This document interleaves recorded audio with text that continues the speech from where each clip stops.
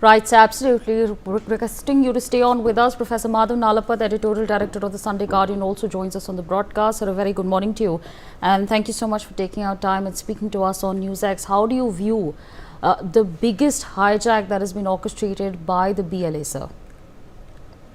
Look, the fact of the matter that the Baloch people feeling completely dumb, which they are, and they effort to completely dilute Baloch culture.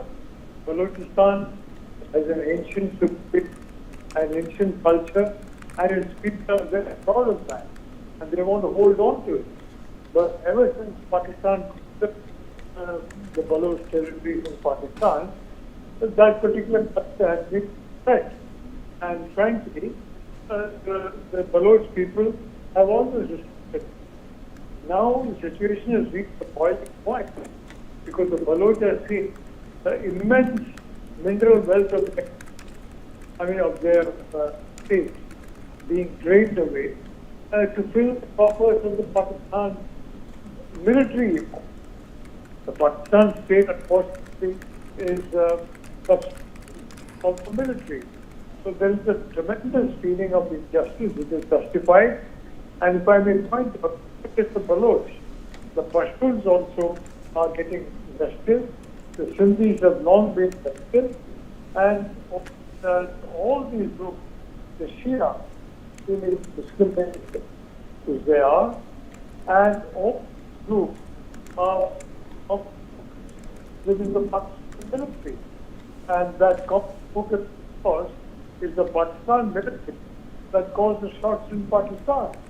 And whether it's the Pashtuns, whether it's the Baloch, whether it's the Sindhi and other groups, the Shia, they're all suffering death, and they're suffering from attempts at diluting and disrupting their independent identity.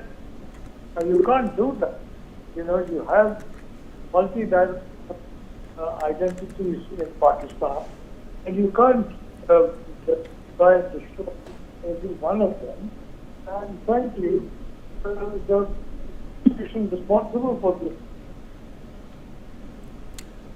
Right, so absolutely. With that, I'd like to thank you for joining us on the broadcast, sharing our perspectives with our viewers. Meanwhile, with us on the broadcast is Major General Sudhakarji, geopolitical expert. So thank you so much for taking our time and speaking to us on NewsX. We've, of course, been in conversation with you since this morning, but I want to now understand from you, considering the fact that there are women and children who've now been freed and only military personnel have been kept as hostage. How do you then view the developments that are taking place, sir? Yeah, Sabri, good morning. Thank you for getting me to your show once again, and compliments to very distinguished and esteemed co-panelists.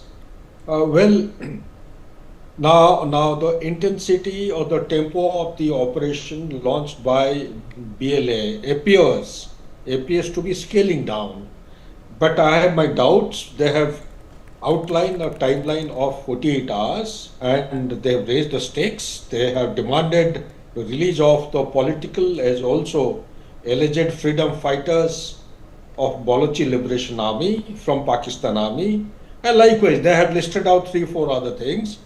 But at the bottom of it, this is my personal assessment and conviction that this particular belligerence will continue, because it is not alone the Balochistan Liberation Army.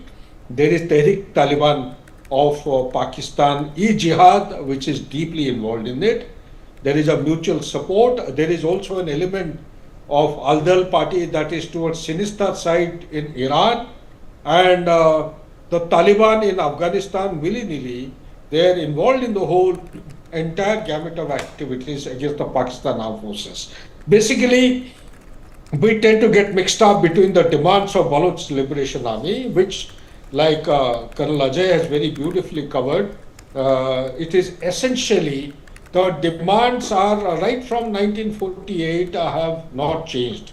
They basically are demanding the freedom and the independence of Balochistan, and by the way they have taken recourse to this particular method of putting pressure on the government of Pakistan is gradually turning out to be very, very violent. This is one of its kind, a train getting hijacked in the, not only in the South Asia or subcontinent, but in the world. I haven't, in my lifetime, I haven't heard of a train being hijacked in this manner, which is carrying 470, more than that passengers. And now you are saying the women and the children are being gradually released. Yes, they also would like to keep their all sides covered and negotiate from a position of strength. Now, having said this, when it comes to the negotiation, to me it appears that the Pakistan army is in a very serious back foot. They may have the capability, but they lack the willpower to face the BLA. That is one aspect. Second aspect which I wish to highlight is China is deeply involved in this. If you look back, not too far behind, just about a month or 2 months back, to me, as a student of geopolitics and strategy and security, the whole trigger, the momentum has built up. Yes, I do accept that 2024 was the worst year of terrorist attacks, and there has been a surge more than Pakistan official platforms. They claim that it is more than 42% surge. My own calculation is actually making me reach a figure of 56% as per my calculation. And in the month of January this year and February, there have been mayhem.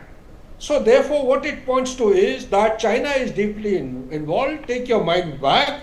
It is consequent to the aerial attack of Pakistan Air Force against the camps which allegedly was camping across the Durand line towards Afghanistan, that the Taliban in Afghanistan actually got a trigger and unleashed the fury against Pakistan army. We are all aware of the number of attacks which have taken place along the Durand line, consequent to which the Tehrik Taliban of Pakistan in Khyber Pakhtunkhwa also got a fillip. They have unleashed the fury of their demands of Sharia law, their demands, as we are mindful of the thing that they do not accept the Durand line, number one. Number two, they do not want Pakistan administrative machinery to be effective in not only Khyber Pakhtunkhwa but areas bordering with Punjab.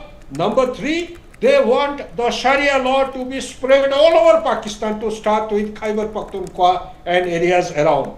And therefore, these elements of Taliban in Afghanistan and Tehrik Taliban in Pakistan, they have got common ground of the Durand line not being accepted.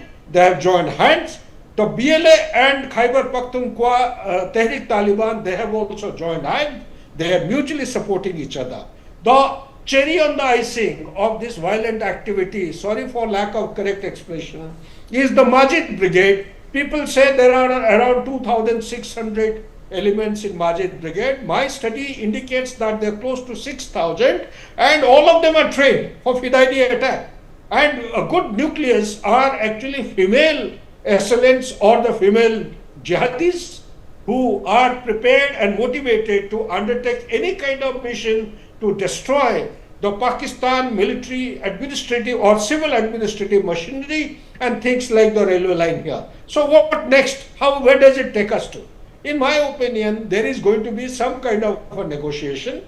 At the moment, there is some initiative which has been already started from Pakistan Army side, from Rawalpindi. They want to have a backdoor kind of a discussion, like the way 2-3 months back in Quetta, they had some kind of a discussion where the prison, which is actually having the freedom fighters of BLA, Right. they were hopped and there was an attack there, and the military did not come out. The similar kind of situation is going to take place. This is a strategic location where the train has been halted and attacked. It's Absolutely. around 150 kilometers from Quetta. There has been number of series of attempts or sabotage activities on this train line. There are going to be many more. For times ahead, Savri, let me also disclose this to our audience, that this is only the tip of the iceberg. Pakistan is destined to witness much more serious, devastating and deadly attacks in future with a combination of all the elements of Taliban in Afghanistan, Tehrik Taliban Pakistan and Balochistan Liberation Army, all of them together. Also, let me give you the icing. The ISIS and the ISI, they are in collaboration to create regional caliphate in India.